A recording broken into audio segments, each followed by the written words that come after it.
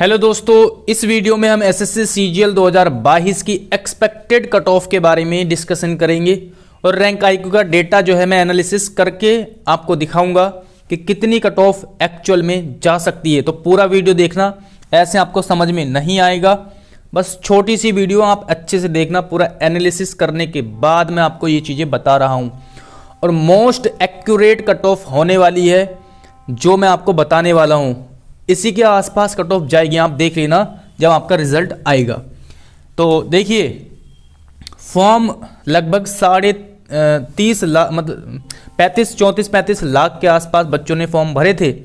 लेकिन मैं हमेशा बोलता हूँ कि फॉर्म भरने से कुछ नहीं होता, या कितने भी लोग फॉर्म भर रहे हैं इस बात पर जो है चीज़ें डिसाइड नहीं होती है। हमेशा जितने फॉर्म भरते हैं उसमें 10% लोग ही, 10 से 15% के बीच में ही लोग कंपटीशन में होते हैं। 10% मान के चलते हैं कि 10% लोग ही कंपटीशन में हैं, यानी लगभग 3.5 लाख के आसपास बच्चे कंपटीशन में हैं, यानी है ना 3.5 लाख बच्चों में ही कंपटीशन है। बाकी तो आधे बच्चे एग्ज़ाम छोड़ देते हैं, आधे से ज़्यादा। कुछ लोग फर्स्ट टाइम दे रहे होते हैं, उतना उनको सिलेबस नहीं पता होता है ना, कुछ उतनी अच्छी प्रिपरेशन नहीं करके जाते। इस तरह से जो है सारे बच्चे बाहर हो जाते हैं। तो अब लगभग 3.5 लाख बच्चों में कंपटीशन है यहाँ पर। अब देखो, मैंने 110 मार्क्स को बेस माना है। 110 मार्क्स के आधार पर मैं ये आपको चीज़ें एनालिसिस करके बता रहा हूँ। अब भैया देखिए, लगभग 1,66,364 में 110 से ऊपर स्कोर करने वाले कितने बच्चे हैं? 74,539। समझ में आया? अभी 1,66,364 लोगों ने रैंक आईक्यू पर अपना डेटा चेक किया है। और ये एक बात और बता दूं कि ये जो चेक करते हैं वो वही लोग होते हैं जो कंपटीशन में हैं। जो ये 3 लाख बच्चे हैं ना, वो वही लोग होते हैं, ये इन्हीं में से होते हैं। बस 2-4% का अंतर हो सकता है, ज़्यादा अंतर नहीं होगा, है ना। तो भाई 1,66,364 में से 110 प्लस क्वेश्चन करने वाले कितने स्टूडेंट हैं? 74,539। अब हमें लगभग चाहिए 3.5 लाख बच्चों का डेटा। अब देखिए, जैसे जैसे डेटा बढ़ता है ना, सेम उसी परसेंटेज में ये बढ़ता है चीज़ें, मतलब ये भी उसी रेशियो में बढ़ते रहेंगे जितना ये बढ़ेगा। तो अब मुझे लगभग यहाँ पर 3.5 के आसपास लेकर के जाना है। तो मैं इसको 2 से मल्टीप्लाई कर दूंगा। लगभग 33 यानी 3,32,000 लोग को मैं मानता हूँ कंपटीशन में, और इधर भी 2 से मल्टीप्लाई करेंगे तो लगभग 1,50,000 बच्चे। ये ऐसे बच्चे हैं इस पूरे एग्ज़ाम में, ठीक है, इस डेटा के अकॉर्डिंग, जिन्होंने 110 मार्क्स से ऊपर स्कोर किया है। 1,50,000 ऐसे बच्चे जिन्होंने 110 मार्क्स से ऊपर स्कोर किया है। समझ में आई? ज़्यादा बड़ी बात नहीं है, छोटी सी बात है, समझ जाओगे आप, ठीक है।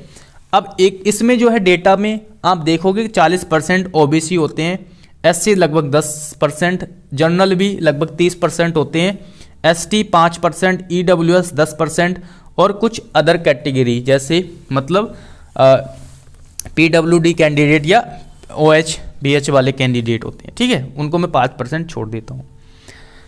तो इतनी बात समझ में आई। अब ओबीसी लगभग 60,000 बच्चे ऐसे हैं ओबीसी में जिन्होंने 110 से ऊपर स्कोर किया है, और यहाँ पर 15,000 बच्चे ऐसे हैं एससी कैटेगरी में जिन्होंने 110 से ऊपर स्कोर किया है। जनरल में 45,000 ऐसे बच्चे हैं जिन्होंने 110 से ऊपर स्कोर किया है।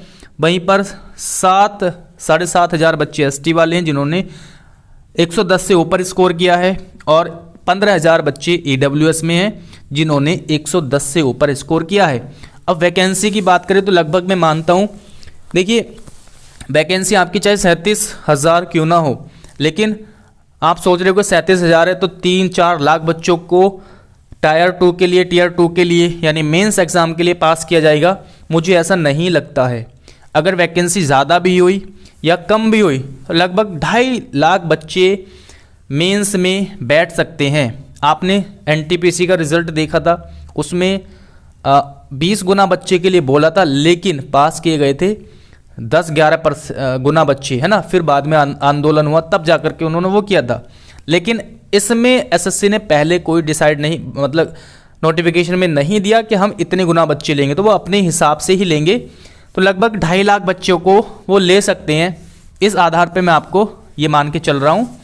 अब देखिए 2.5 लाख में भैया पिछली वैकेंसी के अकॉर्डिंग बताए तो इसमें लगभग 87,000 तो ओबीसी वाले बच्चे आ जाएंगे, 37,000 एससी वाले, 50,000 लगभग जनरल वाले, 25,000 एसटी वाले और 37,000 लगभग ईडब्ल्यूएस वाले कैंडिडेट इसमें आएंगे। समझ में आया? अब भैया 110 प्लस स्कोर करने वाले तो 60,000 है यहाँ पर ओबीसी में, तो हमें चाहिए कितने? 87,500 चाहिए। तो मुझे लगभग 25,000 बच्चे और लेने होंगे, यानी 110 से मुझे कट ऑफ और कम करनी होगी, तभी तो 25,000 बच्चे और ले पाएंगे। तो कम करने के लिए लगभग 18 नंबर कम करने होंगे। तो कितना आ गया? 92 मार्क्स। अभी पूरा ध्यान से सुनेंगे, अभी एक खेल बाकी है।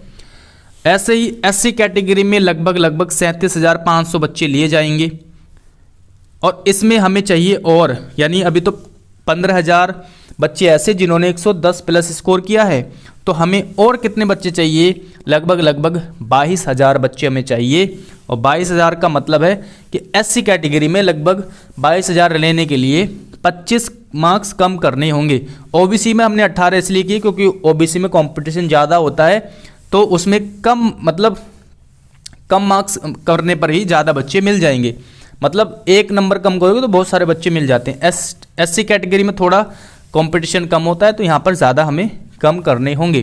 तो लगभग 85 मार्क्स यहाँ पर आपके होने चाहिए। अभी बात ध्यान से सुनेंगे आगे पूरी बात।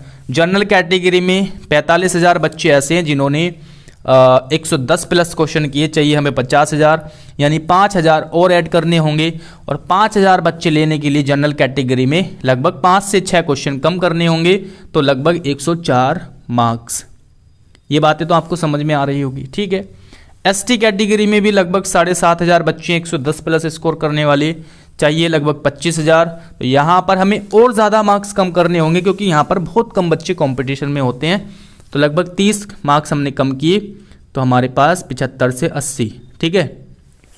फिर उसके बाद ईडब्ल्यूएस में भी लगभग 37,000 बच्चे पास किए जा सकते हैं, है ना। और चाहिए कितने? और 15,000 बच्चे ऐसे हैं जो 110 प्लस मार्क्स लाए हैं, चाहिए कितने? 22,000 और चाहिए। तो लगभग 25 मार्क्स यहाँ पर भी कम करके तो हमारे 85 मार्क्स जो है ईडब्ल्यूएस कैंडिडेट्स को चाहिए। ये समझ में आया? अब ये तो रो के आधार पर है, ये रो मार्क्स है। अगर आपका रो मार्क्स इतना है, ओबीसी में 92, एससी में 85 के आसपास और जनरल में 104 के आसपास, एसटी में 75 के आसपास और ईडब्ल्यूएस में 85 के आसपास, ठीक है ना। अगर ये रॉ मार्क्स आपका इतना है तो आपका नंबर आ सकता है। अब नॉर्मलाइजेशन यहाँ पर थोड़ा सा खेल बिगाड़ेगा, दिख रहा है ना उधर तक, ठीक है। अब भैया नॉर्मलाइजेशन का क्या खेल बिगाड़ेगा आपको दिखा देता हूँ मैं, कम से कम कितने का अंतर होने वाला है नॉर्मलाइजेशन की वजह से, ठीक है।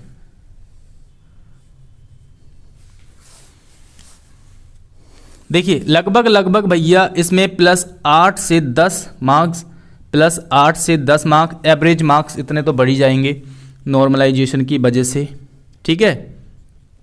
8 से 10 मार्क्स +8 से 10 मार्क्स इसमें हमें ऐड करने होंगे नॉर्मलाइजेशन की वजह से। अब जाकर के आपकी ये कट ऑफ हो जाएगी लगभग ओबीसी की 102 के आसपास, है ना।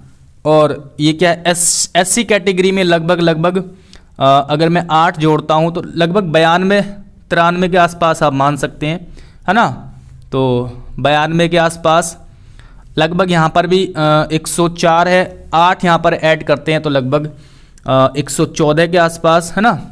नहीं सॉरी 112 के आसपास जनरल कैटेगरी, और यहाँ पर 75 मानते हैं तो लगभग आप यहाँ तो 80 मान के चलो, है ना, एसटी कैटेगरी में। और उसके बाद आता है ईडब्ल्यूएस कैटेगरी, यहाँ पर 85 में जोड़ेंगे तो लगभग ये भी 92 के आसपास मान के चलो। अब जो है आपका ये बिल्कुल एक्यूरेट कट ऑफ है भाई।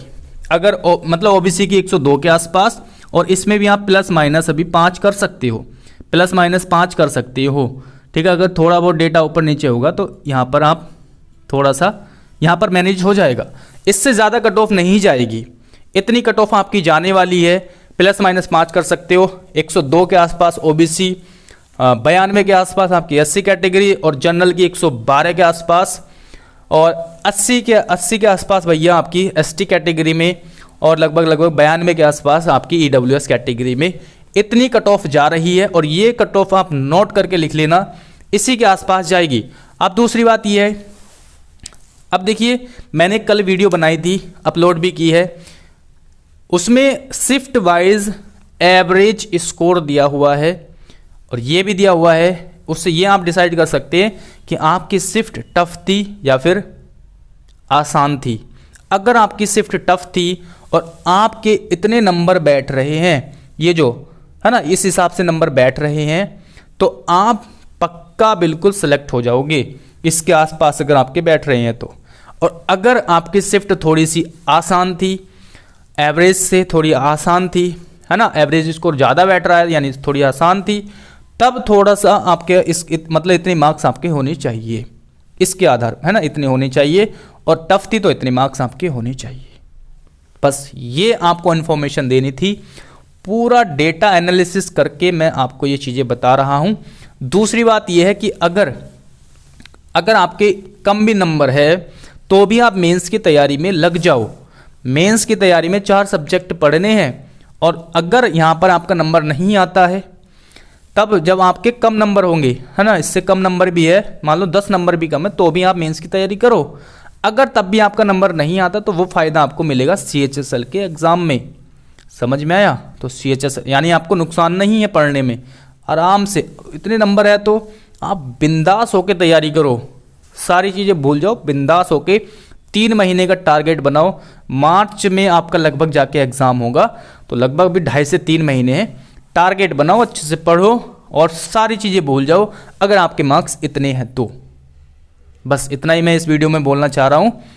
बाकी मिलते हैं नेक्स्ट वीडियो में, और चैनल कर लेना सब्सक्राइब। बहुत मेहनत से सुबह से मैं ये डेटा मतलब इकट्ठा तो काफ़ी दिन से कर रहा था, ठीक है, समय नहीं मिल पाया था, तो आज मैंने ये चीज़ें आपको बता दी है।